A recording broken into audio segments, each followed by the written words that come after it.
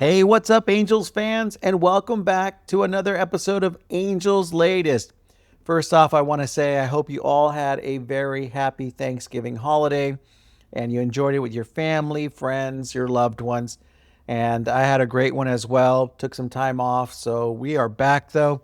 And as they say, whenever you get together with a large group, whether it's family, friends, and you're all together, somebody's bound to come home with something a little extra. And that was me. Came back with a little sore throat, stuffy nose, but we'll go ahead and, pound through this episode. We got a lot to talk about. You may see your boy take some swigs of water during the show, but we're definitely going to talk Halos baseball the same way we do with our buddies around the table, a little drink in our hand, talking baseball. We're a little hopeful, a little frustrated, but we're always locked in and always believing there's a brighter day coming ahead at the Big A.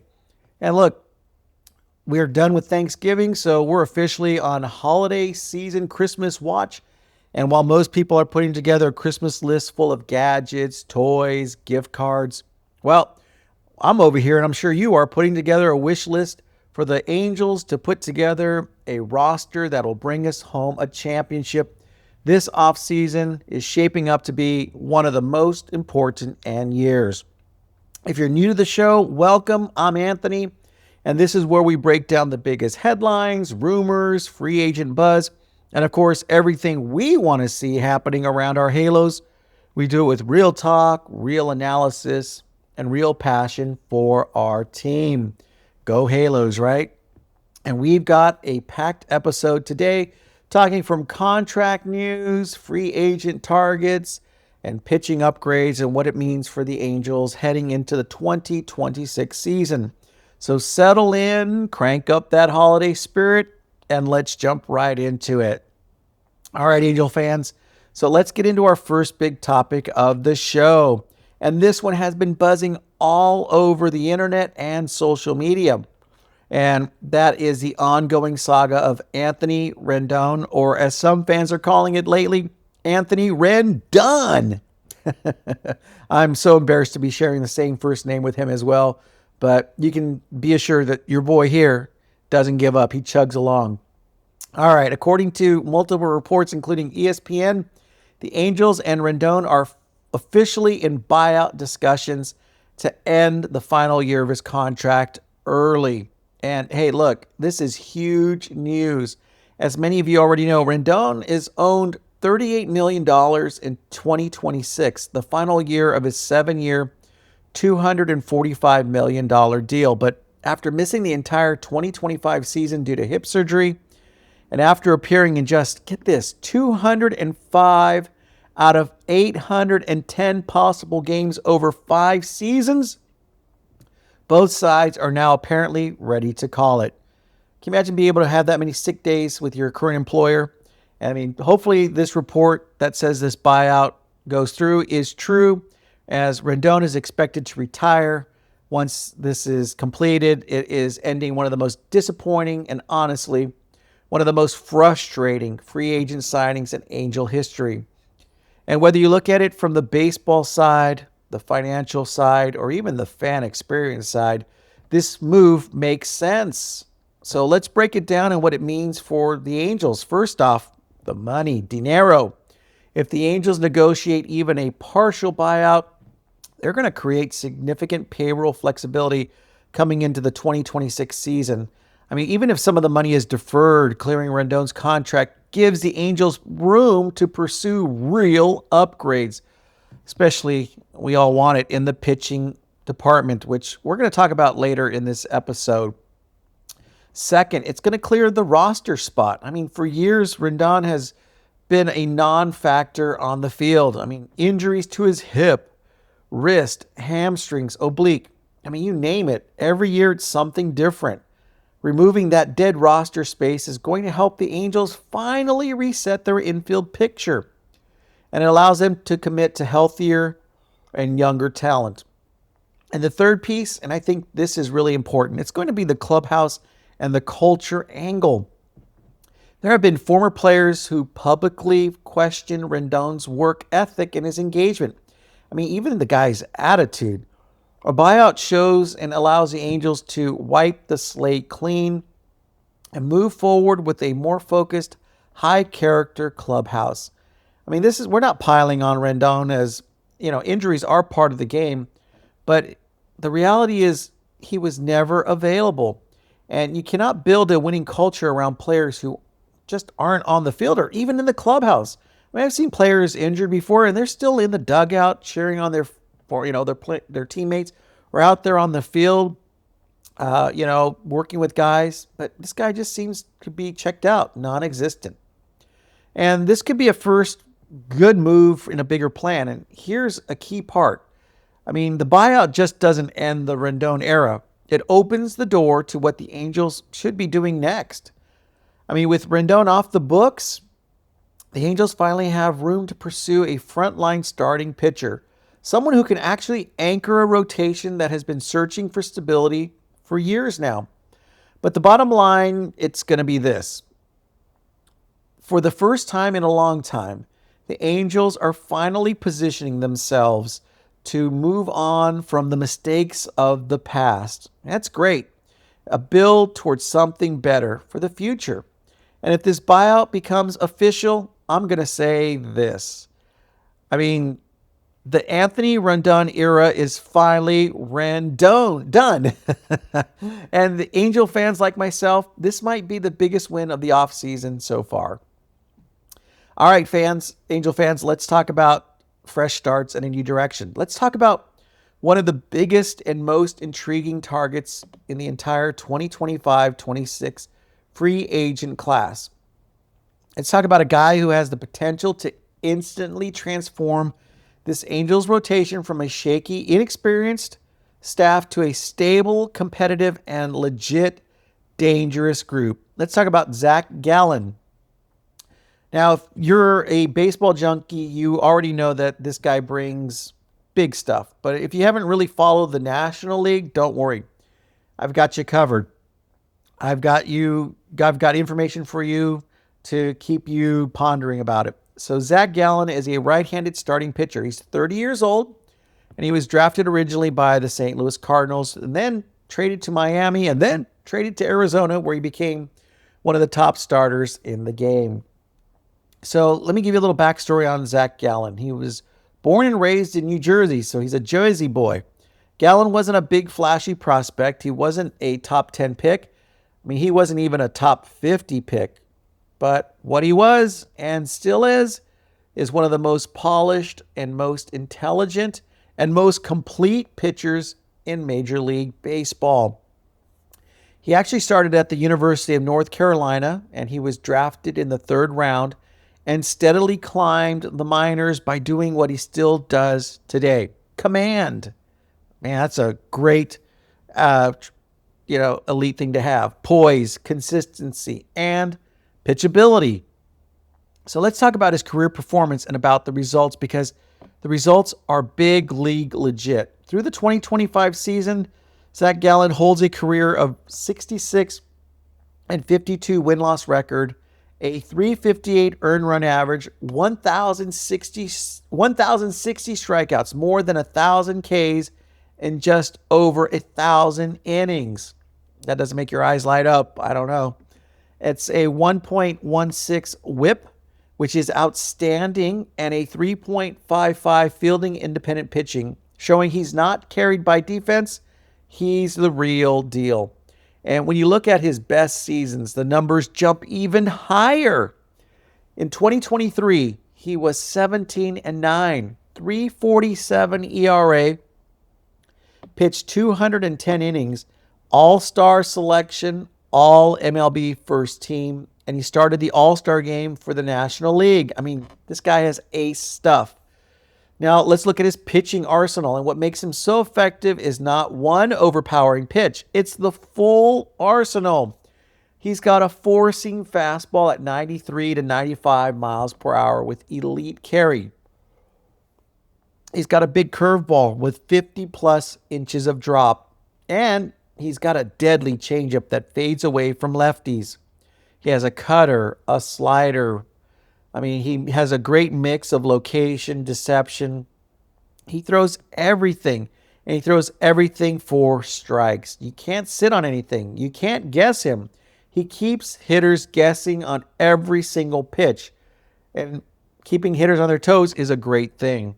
Here's why he fits the Angels perfectly, and this gets exciting for Angel fans with Rendon's buyout talks happening. That's $38 million coming off the books to open the door for a legitimate ace signing. And Zac Gallen, he checks every box for the Angels. I mean, first, he's durable, 180 to 210 innings a year. Make sure I get that right, because if we're going to pay for him, we want to make sure we get all the, every single inning for him. Second, he's consistent. He rarely blows up and rarely leaves the games early. Third, his command first, which is, ageless. It ages extremely well. And fourth, he pairs perfectly with young arms. Also, Angel Stadium is a great fit for pitchers like Gallen. It's not a home run launching pad. It's a place where command guys can dominate. And if the Angels want credibility, if they want fans like us to believe this team is serious again, well, then signing Zac Gallen would be a massive momentum move. So what would his contract possibly look like? Well, let's look at the dollars, because this is what matters. A realistic projection for Gallen is around 6 years, $138 million. That's about $23 million per year. That's ace money level, of course, but not insane superstar money. And with Rendon the Angels could absolutely afford it. So when you combine everything, the track record, the consistency, the arsenal of pitches, the durability, the upside, the Angels desperately need for a true rotation anchor, and Zac Gallen is without a question one of the best possible fits for this team. Yeah. And if the Angels want to build a new identity and new culture and new era, well, Zac Gallen should be at the top of the wish list. All right. Now that we talked about one of the premier right-handed pitchers, well, in this year's free agent class, let's look at a lefty. Yeah, southpaw. Yours truly, I'm a southpaw too. A lefty who has been one of the most consistent, also most reliable, and most underrated pitchers in Major League Baseball. Angels fans, let's talk about Ranger Suarez. All right. If you're a Phillies fan, you know this guy is legit. But if you're mostly locked into the American League, here's what you need to know. Ranger Suarez is 29 years old, left-handed starter. He was signed by the Phillies out of Venezuela. He was an international free agent. Get this, when he was just 16 years old. He wasn't a big prospect. He wasn't hyped.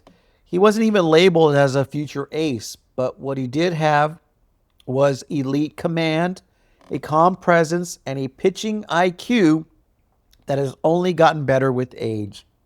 He worked his way through the minors. He went through Class A, Double A, Triple A, and eventually broke into the Phillies rotation, where he's quietly become one of the best lefties in the league. Let's take a look at some of his numbers, because his career numbers back it up. Through the end of 2025, Ranger Suarez holds a career of 44-32 record. He has a 3.48 ERA, a 1.24 WHIP, nearly 800 career innings over 700 strikeouts, and a 3.80 fielding independent pitching stat. And remember, this is a guy who pitched in the postseason multiple times, and not just pitched, he shined. In 2022 and 2023 playoffs, Suarez was absolutely nails. Clutch starts, big relief appearances, and a postseason ERA of 1.23 during that run. This is a dude who doesn't flinch in October. What does his pitching arsenal bring? Well, what makes him so effective isn't the overpowering velocity. It's the movement, the deception, and the command. So let's break it down. Sinker, 92 to 94 miles per hour. Generates tons of ground balls. Heavy arm side run. His bread and butter pitch is the four-seam fastball at 93 to 95 miles per hour, and it's used to change eye levels. I mean, he sets up the changeup really well with that, from changeup speeds of 83 to 86 miles per hour. I mean, this is his money pitch. Double-digit inches of fade. Huge weapon versus righties. I mean, the guy has a curveball of 77 to 80 miles per hour, a deep vertical drop, great for freezing hitters, a cutter from 87 to 89 miles per hour. He jams the right-handers and keeps the lefties honest. I mean, the guy has a complete arsenal that plays perfectly in a pitcher-friendly ballpark like the Big A. Now, let's take a look at his strengths. I mean, his strengths are elite command, excellent ground ball rate, great postseason pedigree, which the Angels could definitely need in a leader out there, consistent 160 to 180 innings per pitch per year, keeps the ball in the park, low contact rate, and well, here's some weaknesses. He's not a huge strikeout guy. If his command is off, he can get, hit pretty good by the offenses, especially if they're good offenses. I mean, his ceiling is, isn't as high as Zac Gallen or Dylan Cease, but his floor is one of the most reliable in baseball. Here's why he fits the Angels perfectly and why I think Ranger Suarez might be one of the best fits on the entire free agent market for the Angels. Number one, he's a lefty.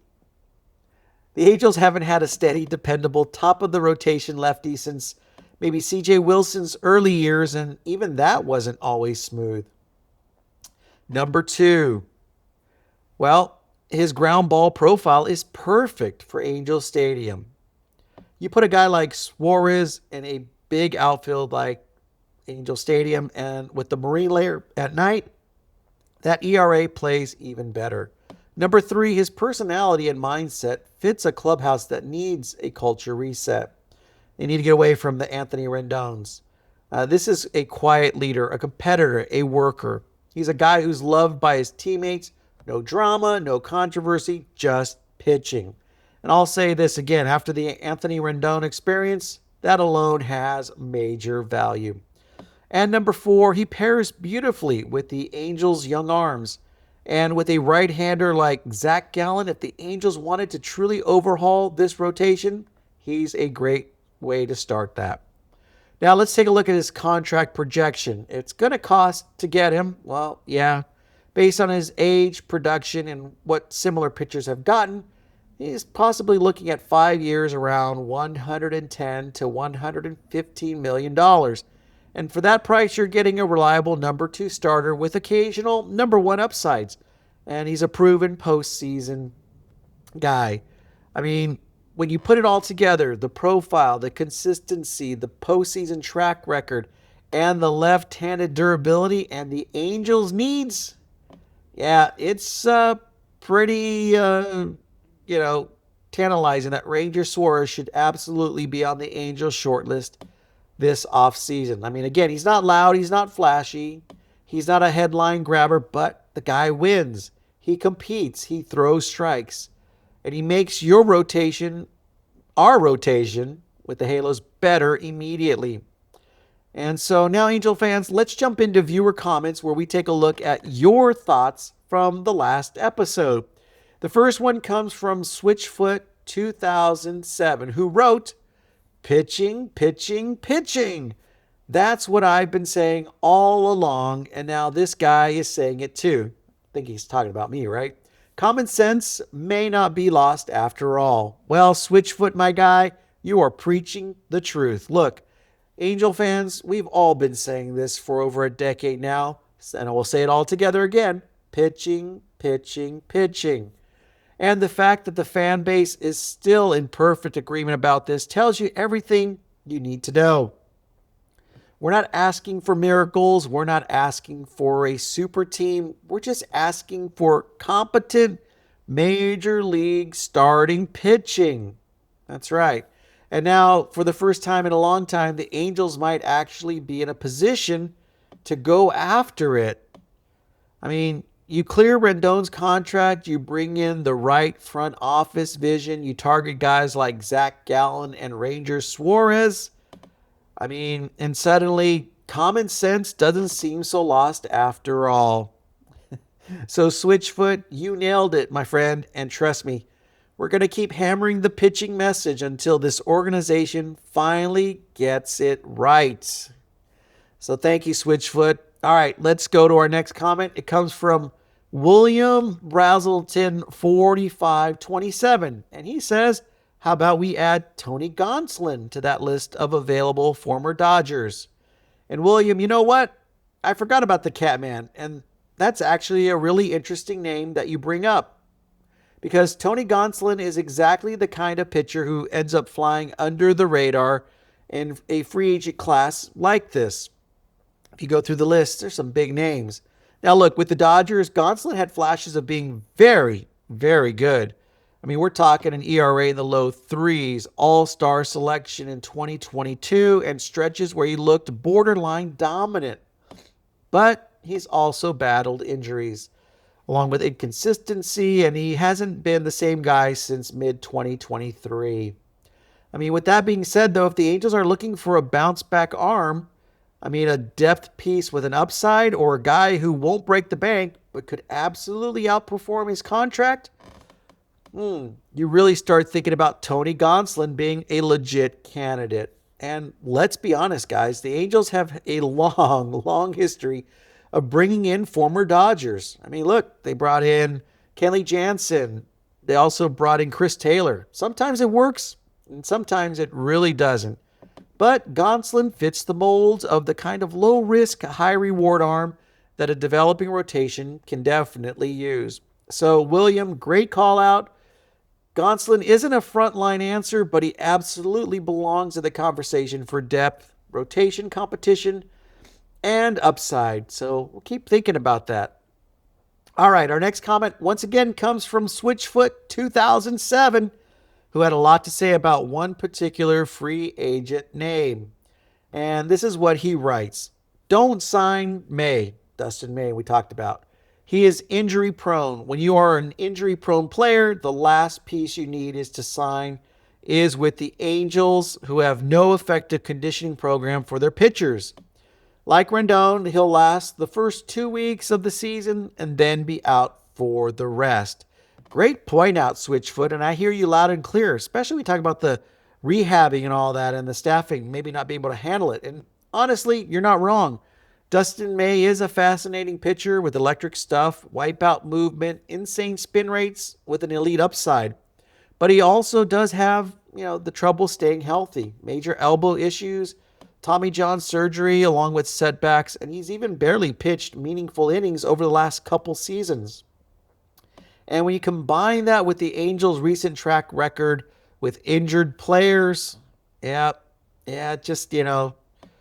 a scary recipe. I mean, and you hit another point that really matters too, and the Angels' conditioning and their development programs. They have been heavily criticized for years. And again, as I said earlier, you brought up a good point. And that's why this new regime with the new front office, the new coaching staff, and new training team, they have to fix that. Because you can't bring in a high-risk, injury-prone pitcher unless you completely trust your medical and performance staff. And, right now when you look at it, the Angels still have to prove they can keep pitchers healthy. So look, I mean, would Dustin May be a fun upside signing? Absolutely. But should he be the guy the Angels lean on as their rotation cornerstone? Yeah, maybe not. And at least not right now. So the Angels need durability, they need innings, and they need arms like Zac Gallen or like Ranger Suarez. And, I mean, guys who stay on the mound and don't disappear by May 1st. So, Switchfoot, I hear you. I'm with you on this one. Dustin May is a luxury signing after you build real pitching depth and not before. All right, that's going to wrap up this week's viewer comments. I really enjoyed reading them. To everyone who dropped a comment and a question and a suggestion, or even a little frustration, thank you. Thank you, thank you, thank you. And honestly, it means more than you know, because when this show isn't just me sitting here talking into the camera. I mean, it's all of us coming together and Angel fans talking baseball the same way we would around the table with our buddies, as I said before, with a cold beer in hand. And, we're having fun. We're sharing our takes, agreeing, disagreeing, but always keeping it respectful. Thank you for that. Because at the end of the day, we're all in this together as Halo fans. We just want to see a W at the end of the season. I mean, we've lived plenty of heartaches. We've felt the joys of the past.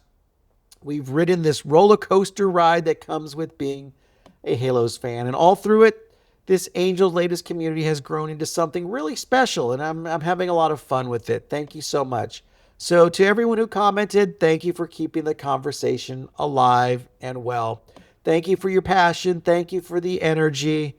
And most of all, thank you for being respectful. And hey, if you're watching right now and want to be featured in a future episode, make sure to drop a comment below because, tell us what you think about the Rendon buyout. Tell us which free agent pitcher you want to see in a Halos jersey. Tell us the direction that you want to see the Angels go. It's all about you because your voice is what makes this show different.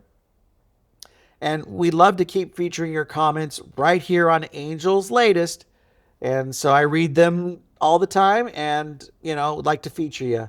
All right, that's going to do it for this episode of Angels Latest. So today we dug into some big topics with Anthony Rendon's buyout talks. Hopefully he's Rendon and what it means for the future. We also broke down two of the biggest pitching names in free agency with Zac Gallen and Ranger Suarez. And we took a look at your viewer comments, your thoughts, your insights, your frustrations as Angels fans. And again, I want to hear from you. What do you think about the Rendon situation? Which free agent pitchers do you want to see the Angels go after? I know we brought up Gallen and Suarez. I mean, is Gallen the guy? Is Suarez the guy? Or is there another name that you want to throw in the mix? I'd love to hear. We can bring it in the discussion. So drop your comments below. I read every single one of them personally. And we may even feature your comment in our future episode of Angels Latest. Your feedback, your ideas, your passion for this team, I mean, it helps this community grow. It helps us keep the conversation going. And it's a fun one, just like, again, a group of friends sitting around the table talking baseball. All right, Angel fans, that's going to do it again. And before we wrap up, please, just want to ask you, if you enjoyed the show, do me a huge favor, hit the like button, give us a thumbs up, subscribe to the channel, and don't forget to turn on notifications so you never miss an episode of Angels Latest. And I mean, it really helps the channel grow. And I mean, it means the world to me to have you along with me in this journey. All right, thanks again to all of you so much for hanging out with me today. This is Angels Latest. I'm Anthony, and as always, go Halos!